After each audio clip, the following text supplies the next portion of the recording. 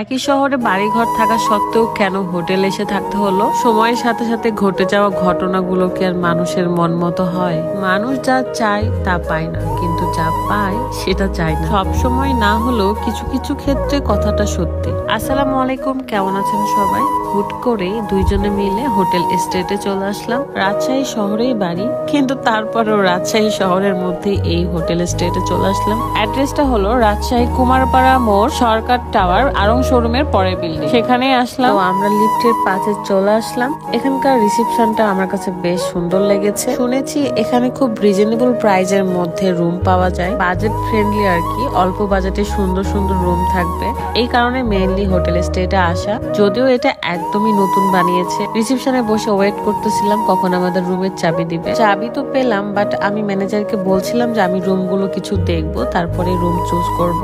যেহেতু এটা রাজশাহী শহরে একদমই নতুন একটা হোটেল, বাইরে থেকে আপনারা যখন রাজশাহীতে আসবেন, রাজশাহী ট্যুরে হোক কিংবা রাজশাহীতে এক্সামের জন্য হোক, চাইলে আপনারা হোটেল স্টেটে আসতে পারেন। বাজেট ফ্রেন্ডলি, এক কথা অল্প বাজেটের মধ্যে আপনি ভালো সার্ভিস পাবেন। সিঙ্গেল রুম থেকে ডাবল রুম, কাপল রুম সবকিছুই রয়েছে। প্রথমে আমি কাপল রুমে আসি, এন্ড এখানে যা যা থাকা প্রয়োজন সবকিছুই রয়েছে। এখানে ইন্টারেস্টিং ব্যাপার হলো এখানে প্রত্যেকটা ফার্নিচারের ক্যাবিনেট সিস্টেম, তো সেটাই খুলে খুলে চেক করছিলাম।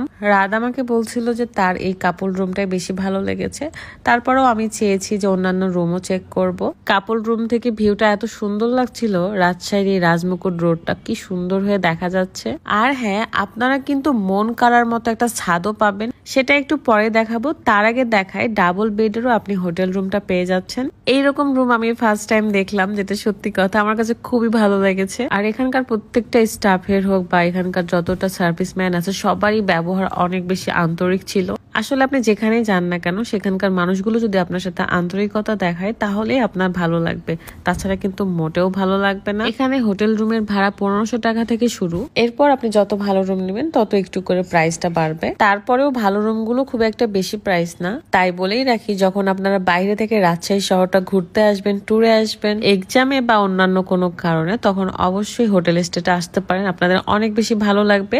ক্যাপশনে তাদের পেজটা দিয়ে রাখবো, আপনারা চাইলে যোগাযোগ করে আসতে পারেন। আর ভিডিওর মধ্যে তো নাম্বারও দেওয়া আছে, আপনারা চাইলেই কল করে আরো ডিটেলস জানতে পারেন। আরো একটা ডাবল বেডের রুম ছিল যেখান থেকে ভিউটা এইটা।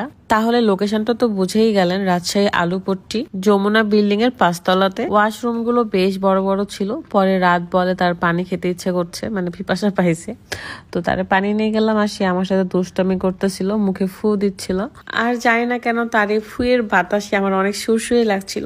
তারপর চলে আসলাম ছাদে। আমার ছাদটা তো অনেক বেশি ভালো লাগে, কারণ এখান থেকে পুরো রাজশাহী শহরটা খুব সুন্দর করে দেখা যায়, সাথে এত সুন্দর একটা প্লেস। এইটা হলো মেইন ছাদ, বাট আমরা ছাদের উপরেও যে একটা ছোট ঘর দিয়ে ছাদ থাকে সেখানে উঠেছিলাম।